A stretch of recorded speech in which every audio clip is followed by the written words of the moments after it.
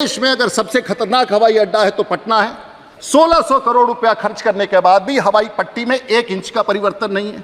आज 2 मेट्रो के बीच में जब जहाज उड़ेगा वो सस्ता होगा, लेकिन अगर दिल्ली से पटना जहाज जाएगा तो तिगुना महंगा होगा, क्योंकि पटना 14 करोड़ की आबादी वाले राज्य में हमारे पास जहाज उतारने का जगह नहीं है। मैं 14 साल से कह रहा हूं कि हमें बिहार में एक नया हवाई अड्डा चाहिए। एक नया एयरपोर्ट कह रहे हैं बिहटा में बना देंगे, बिहटा भी पटना की तरह ही होगा। अवैतनिक हूं, मेरा कोई कॉन्फ्लिक्ट नहीं है महोदय, लेकिन एक बात, मैं एक अंतिम विषय, क्योंकि बिहार से आता हूं, 14 करोड़ की आबादी है। ये हमारे मित्र बैठे हुए हैं, हमारे दोनों मंत्री, ये मुंबई के हैं, मान लेता हूं वो हैदराबाद के हैं, और उस समय उन लोगों ने तय किया। महोदय कहां का न्याय है बताइए महोदय। मेट्रो एयरपोर्ट्स, 2 मेट्रो एयरपोर्ट के बीच में स्लॉट्स, चाहे वो बैंगलोर है, मैडम बैठी हुई है वहां पर, चाहे वो मुंबई हो, दिल्ली हो, आपने ग्रीनफील्ड मेट्रो, और मैंने अपने हस्ताक्षर से, चाहे बिहार का आदमी होते हुए, चाहे मुंबई एयरपोर्ट हो, चाहे दिल्ली एयरपोर्ट हो, चाहे देवनाली शमशाबाद हो या हैदराबाद हो, हम लोग ने वाजपेयी जी के समय में दस्तखत करके ग्रीन, क्योंकि कॉमनवेल्थ गेम्स आने वाला था। आज 2 मेट्रो के बीच में जब जहाज उड़ेगा वो सस्ता होगा। 2 विमान जब, क्योंकि वहां पर इंफ्रास्ट्रक्चर, लेकिन अगर दिल्ली से पटना जहाज जाएगा तो तिगुना महंगा होगा, क्योंकि पटना 14 करोड़ की आबादी वाले राज्य में हमारे पास जहाज उतारने का जगह नहीं है, तो दाम बढ़ गया। डिमांड सप्लाई का मामला है। बिहार 14 करोड़ की आबादी वाला, मैं पिछले पटना एयरपोर्ट में, आप सरकार यहां बैठी है, पटना में आप 1600 करोड़ रुपया खर्च कर रहे हैं। 1600 करोड़ रुपया खर्च करने के बाद भी हवाई पट्टी में 1 इंच का परिवर्तन नहीं है। आज भी मीडियम ब्रेकिंग के साथ, हाईएस्ट ब्रेकिंग के साथ, पेनाल्टी के साथ, देश में अगर सबसे खतरनाक हवाई अड्डा है तो पटना है। मैं 14 साल से कह रहा हूं कि हमें बिहार में एक नया हवाई अड्डा चाहिए।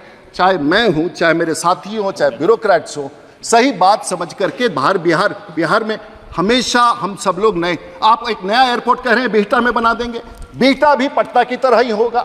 टेक ऑफ पाथ पर कॉन्फ्लिक्ट है, क्रैश हो सकता है। मैंने धन्यवाद माननीय सदस्य, धन्यवाद। मेरी जो जानकारी महोदया, मैं जानता हूं, मैंने अभी आज से 3 दिन पहले, चाहे गुजरात के एयरपोर्ट में देखूं, पूरे भारत में जो विशनरी रूप से जो एयरपोर्ट्स बन रहे हैं, वेदर इट इज हैदराबाद और whether it is Chennai, the smaller state, छोटे राज्यों को ग्रीनफील्ड। और एक चीज बता दें माननीय सदस्यगण, अगर अड्डा का नाम लिखा हुआ है अंतर्राष्ट्रीय हवाई अड्डा, हवाई अड्डा तो उतर ही नहीं रहा है।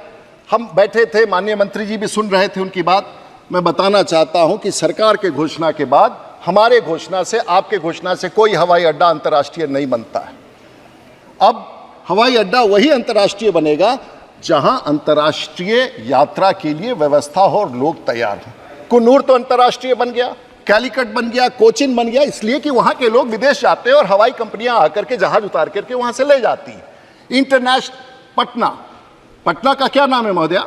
पटना हवाई अड्डे का नाम है जयप्रकाश नारायण अंतर्राष्ट्रीय हवाई अड्डे। 70 साल में कोई हवाई जहाज अंतर्राष्ट्रीय होने के बाद, इसलिए कि कुछ है ही नहीं। और पटना हवाई अड्डा पर उतरने के लिए जहाज में, मैं तो वहां जहाज उतारता हूं।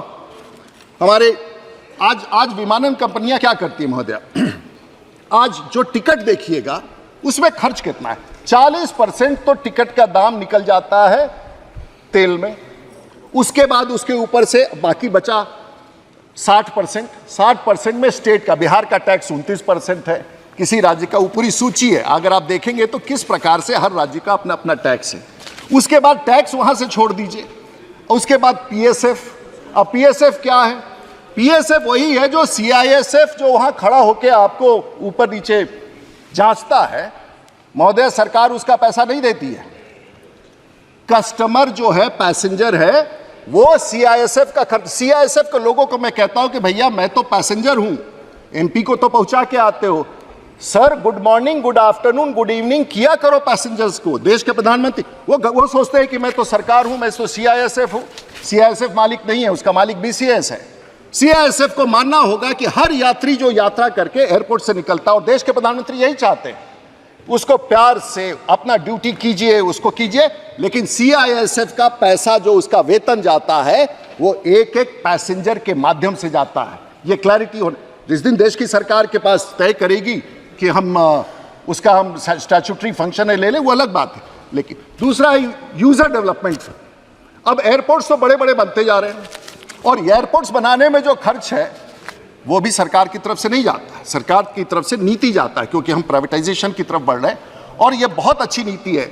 अब पटना में हवाई अड्डा बन रहा है, उसका टर्मिनल बन रहा है। आप उस टर्मिनल के बारे में मैं विशेष रूप से बताऊंगा।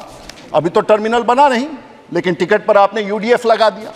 और इसीलिए हम सब लोगों को मिलकर के सोचना होगा कि हवाई जहाज के टिकटों का दाम सरकार नहीं बढ़ाती है, सरकार उसको कैसे कम करती है। सीआईएसएफ के बारे में मैंने आपको बताया।